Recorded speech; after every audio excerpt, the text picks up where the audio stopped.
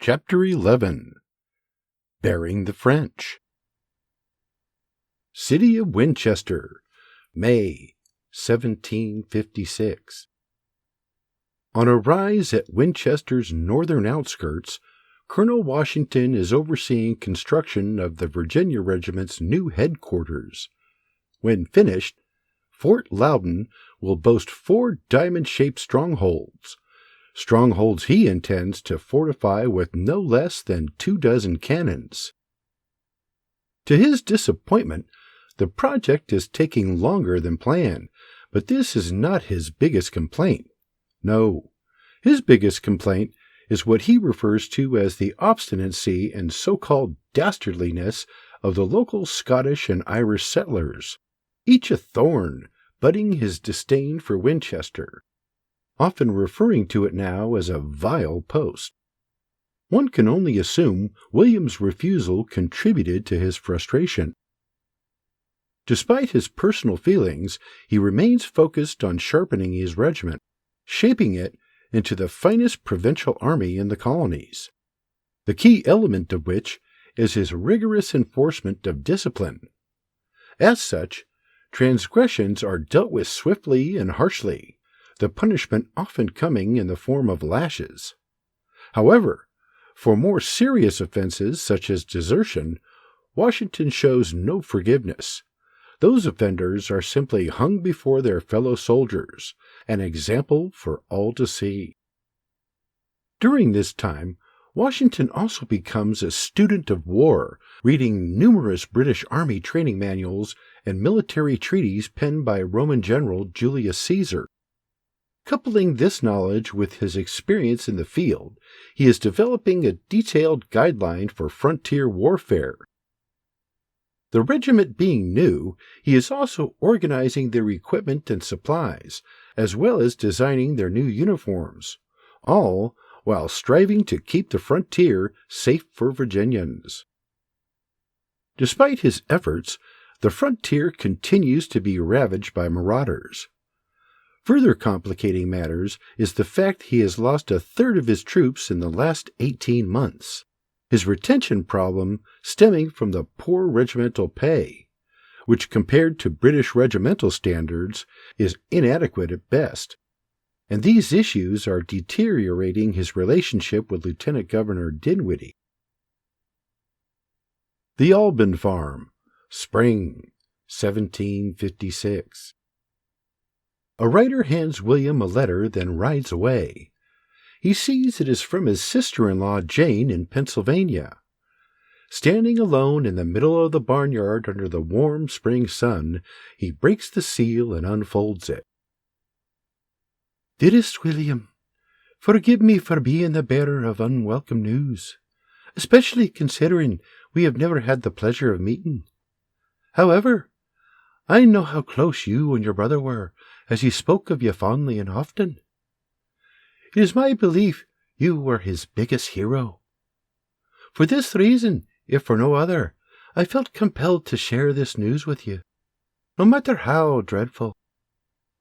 With great sorrow, I penned this letter informing you of his passing. James was a wonderful man, and an even better husband.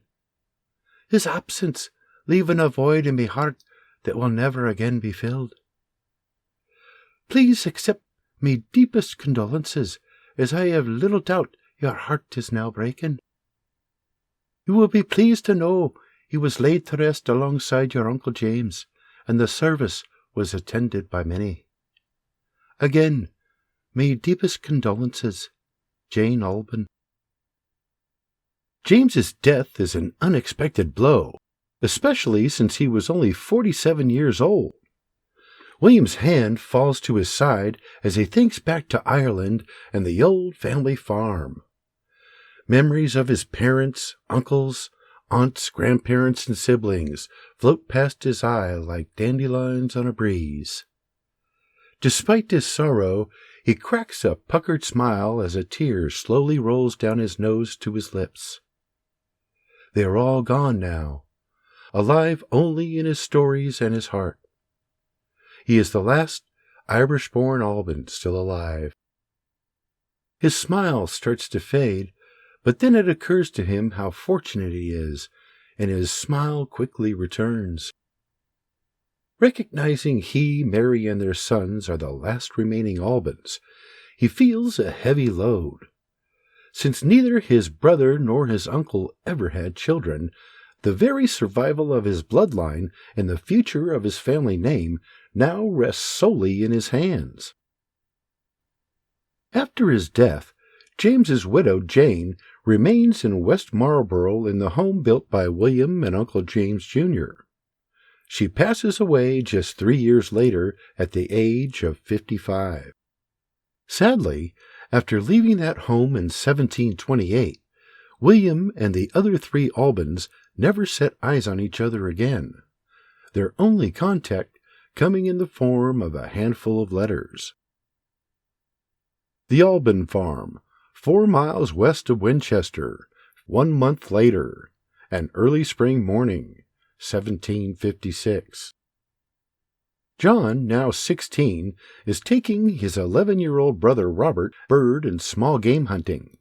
He is taking him to a new spot about 5 miles west of the farm.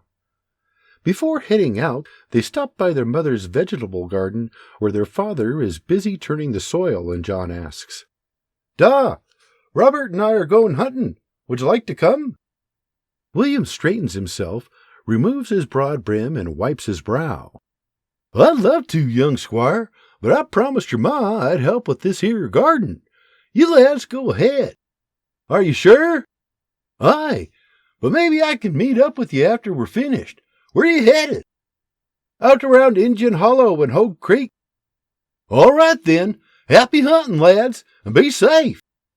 With that, the boys rest their fowlers on their shoulders and head out, and Robert teases, "I'll bet you I get the first kill." John glares at him through the corner of his eye, smiling. "We'll see about that."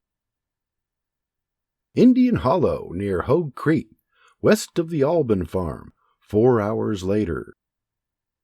With their trusty fowlers in hand and hunting knives and hatchets at their sides, John and Robert slowly patrol the hollow, scanning the terrain for signs of prey.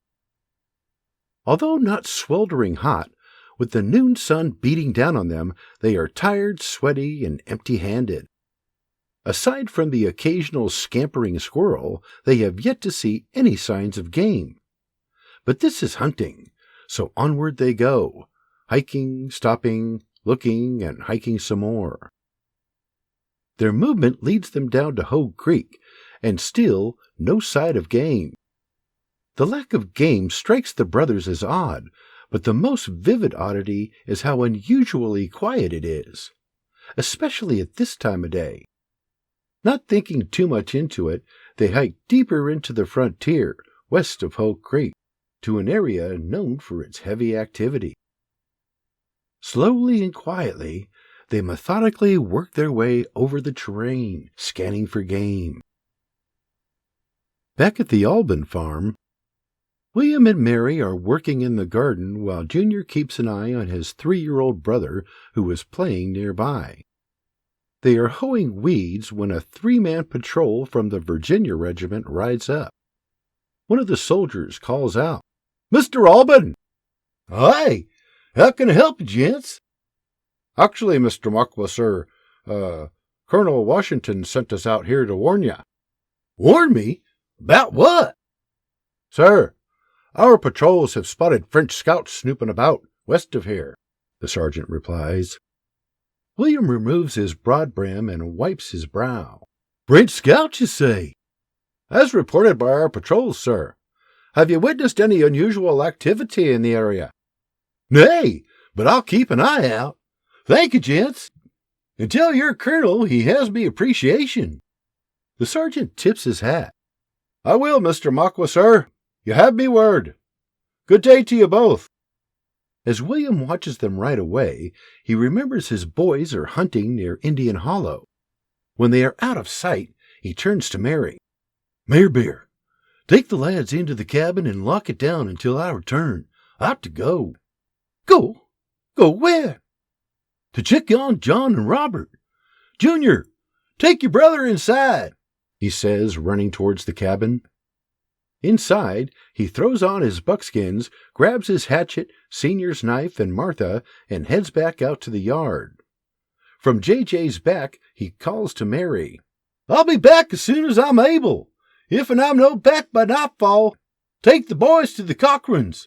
Stephen will ken what to do." "William, you're scared of me." "No to worry, love. 'Tis merely a precaution." She nods, and he turns JJ to the west and races away. Edge of the frontier, beyond Indian Hollow, west of Hogue Creek, a few minutes later. John and Robert's luck is finally beginning to turn. While walking through some high brush, a couple of pheasants fly from the bushes about 30 yards in front of them. Being the first to see them, Robert raises his fowler and fires off a shot. Crack! He watches the pheasant fall behind a patch of thick brush in the distance. "I got him! I got him!" Excited, he runs towards his fallen prey. John, frustrated by his brother's good luck, watches his brother run off behind the bushes. Road to Indian Hollow, east of Hogue Creek. The last time William rode this fast, he was riding for his life after his first Shawnee encounter. Feverishly, he and JJ race towards Indian Hollow. As he crosses Hogue Creek, he hears musket fire in the distance west of his position. Pulling on the reins, he points JJ in that direction and digs in his heels. Sensing the urgency, his old friend huffs and puffs his way across the dusty landscape. Edge of the frontier, beyond Indian Hollow, west of Hogue Creek. Tired of waiting, John lazily moseys towards his little brother, still annoyed Robert had bested him. As he draws closer, he hears his brother's muffled voice coming from the far side of the bushes. Thinking him in distress, John dashes to his brother's aid, fowler at the ready. As he comes around the edge of the bushes, he stops and kneels when he sees two soldiers in white-coated army uniforms, different from those he has seen the Virginia soldiers wearing. One of them is straddling Robert's back, shoving his face into the ground.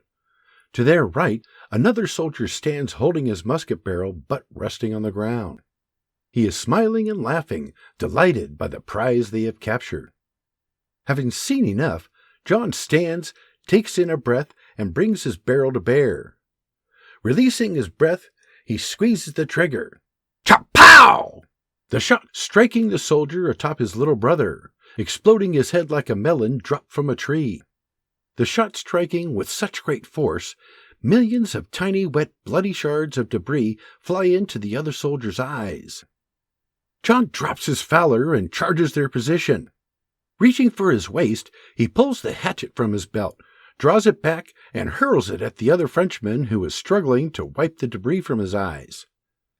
As he wipes his hands away, the blade of John's hatchet plunges into the soldier's forehead, the momentum of the blow knocking his head violently backward before he collapses to the ground. Breathing heavily, John rushes to his brother's side. The back of his head and back covered in blood, Robert is struggling to get the dead soldier's body off of him. John takes a few swift strides when another soldier appears from around the bushes. Increasing his speed, he retrieves the hunting knife from his waist and bull-rushes the third soldier. He attempts to lift his barrel, but John crashes into him. As their bodies collide, the soldier releases his musket to grab the wrist of John's knife hand. As they crash to the ground, the soldier slams John's wrist against the ground, but he cannot knock the knife from his hand. In a desperate fight for survival, they tussle about, wrestling back and forth, each fighting for an opportunity to land a fatal blow. As his brother and the soldier grapple, Robert pushes the dead soldier off his back and gets to his knees. Spotting the soldier's musket to his right, he scrambles over on his knees and picks it up. Bringing the barrel to bear, it is impossible to make a clean shot for fear of hitting John. Back and forth the two tussle, one moment with John on top and the next with him on his back. Covered with blood and sweat, Robert struggles to find a shot, the heavy steel barrel waving to and fro as he does. Breaking his knife hand free, John sweeps his blade up and into the soldier's exposed armpit. As the soldier screams out, arching his back, Robert sees his opportunity. Looking down the barrel, he spots the long bayonet mounted on the end and strides forward, driving it into the soldier's back and out the other side. The sight of the long bloody blade startling John as it punches through the soldier's chest. Robert pauses for a moment, then yanks it from the soldier's back. As his limp body falls forward, John pushes the corpse to the side to keep it from landing on him. For a moment there is silence as the boys stand there huffing and puffing to catch their breath. Surrounded by blood and death, they look around wide-eyed in disbelief. Stunned, they look up to find 2 more soldiers charging their position from the creek behind them, muskets in hand. In a sheer knee-jerk reaction, Robert, who still holds the dead soldier's musket, spins around and pulls the trigger. Cha-pow! The closest soldier takes the round center mass, his back exploding in a spray of blood and mangled flesh, splattering his trailing comrade. Blinded, he stops as the lead soldier falls. John reaches for his hatchet, only to find it not there. The soldier wipes the blood from his eyes and raises his musket as he continues his charge. As his barrel comes to bear on them, John and Robert's hearts sink, but they stand ready, their fate no longer in their hands. Crack! Echoes across the hollow, and the soldier, as if in slow motion, drops to his knees and falls forward, his face slapping the ground with a bounce. A hush falls upon the hollow as the boys look around in stunned disbelief. The bodies of 5 dead soldiers strewn about. Although they had lived it, it had all happened so fast they are still struggling to process their own blurred recollection of it. But where had the shot come from, and who was responsible? John looks up from the bodies, scanning the area. He turns to his brother, and they look each other up and down, both still huffing and puffing. With sweat pouring from their bodies and hearts pounding, they turn to the forest, scanning wide-eyed. And about 50 feet in front of them, at the edge of the creek, they find their father sitting atop JJ, still peering down his rifle. Smoke furling from Martha's barrel and striker. "Da!" William quickly reloads Martha, scanning the area to ensure it is clear. Seeing no further threats, he rides up and slides from JJ's back. "You lads all right?" In their hunting voices they reply, "Aye." "Good. Robert, grab the muskets, all of them, and reload them quickly. John, help me drag these bastards into the bushes. Quickly, lads." Robert hastily grabs the muskets, reloading them one after another. Meanwhile, his father and brother are sloppily dragging the 5 dead soldiers into the thick of the huge bushes, out of sight. After reloading the muskets, Robert spots the dead pheasant on the ground in the distance and quickly retrieves it. John removes his hatchet from a soldier's face and wipes it clean on the Frenchman's bloody white coat. He secures it at his side, then looks up at his father. William nods, and they toss the corpse into the thick with the others. William has ripped the sashes from 2 of the dead soldiers and is lashing their muskets together and strapping them to JJ's back. Robert sighs. "Why did they attack us?" William pulls down on the knot, tightening it. "They probably thought you were shooting at them." John nods, hand to chin. "Makes sense. I mean, how could they ken we were shooting at birds?" William looks him in the eyes with a nod. "Exactly." Turning to Robert, "You're riding, young squire. John, you and I are on foot. Now let's get the hell out of here while we can." John gives his brother a boost, and he pops onto JJ's saddle, pheasant in hand. They give their father a nod, and the 3 Albans make their way through the forest, eyes wide, weapons at the ready. Stealthily, they make their way back to the farm without further incident. When they arrive, they tie JJ to the post and head to the trough to wash off, their clothes and bodies covered with blood, dirt, and sweat. When John sees the blood in the water, reality sets in. He stands there staring. William spots him standing there motionless, his eyes deeply distressed, a look of horror, covering his face. He needs to set this right in his sons' heads, or they may never get past it. He places a hand on John's shoulder. "It's all right, young squire. You did what you had to do. Nothing more." John looks up, staring at him with hollow eyes. Robert is splashing water on his face, but stops when he sees his brother's despair, and John mutters, "But I killed him." William squeezes his shoulder. "You did indeed, young squire, with courage and conviction." He glances at Robert. "Both of you. You did what you had to do." Robert looks at him, a mirror of his brother's reflection. William takes a deep breath. "Let there be no mistake about it, lads. You did what needed doing. Those men gave you no choice. Just like that old bear of mine. You understand?" The brothers slowly nod. "And by doing so, you saved each other's lives. So, hold your heads high. There's no shame in that. Only honor. Today, you came face to face with bears, and you slayed 'em, just like I did for Tatooine on that fateful day so many years ago. And in doing so, you became men I'm proud to call me sons." Robert walks over and wraps his brother in an embrace. John throws his arms around him with a squeeze. "I love you too, little brother." Robert looks up at him, smiling with tear-filled eyes.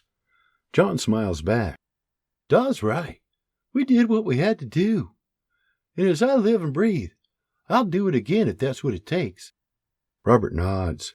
"Me too, brother." Just then, Mary emerges from the cabin. She looks them over. "What in blazes? Where in God's name did all that blood come from?" William and the boys just stand there speechless. Blood, water, and mud dripping from their bodies. "I dinna ken, and I dinna care. You're home now, and that's all that matters. I've been worried sick." As John and Robert stand before her dripping, their father replies, "It's a long story, Mare Bear. How about we tell you all about it over hot cups of tea? Do me a kindness and make us a cup. We'll be along shortly." Knowing her husband as she does, Mary nods and heads back into the cabin. After making his request, William turns to his sons and John asks, "But Da, how'd you ken?" "Some of Colonel Washington's men came by and alerted us. When they said there'd been French spotted west of here, the hair on the back of me neck stood up, so I went to find you." Robert gasps, "They were French?" William nods. "Aye, bloody bastards." Still befuddled, John asks, "But how'd you find us? We could have been anywhere. How in blazes?" "The gunshots, lad. The first one alerted me to your presence. The ones that followed led me to you." John nods. "Smart. And thank God you did. Let me tell you something, young squires. How many times have you heard me old bear story?" John chuckles. "The bear? Dozens." "Aye, dozens," Robert repeats. "Understand this, young squires. Those soldiers were your bears. You didn't ask for it to happen. You were thrust into it.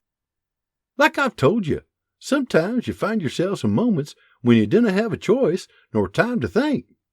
Moments when all you can do is react. And that's what happened today. And when faced with death, you jumped into action and did what needed doing. There's nothing more to it than that. And had you know, you may no be standing here. Understand?" The boys both nod. "Good. And you ken I'm proud of you, right?" They nod again. "And most of all, I'm grateful we survived. Now let's go have us a hot cup of tea and share your bear story with Ma before she comes out here and shoots the lot of us."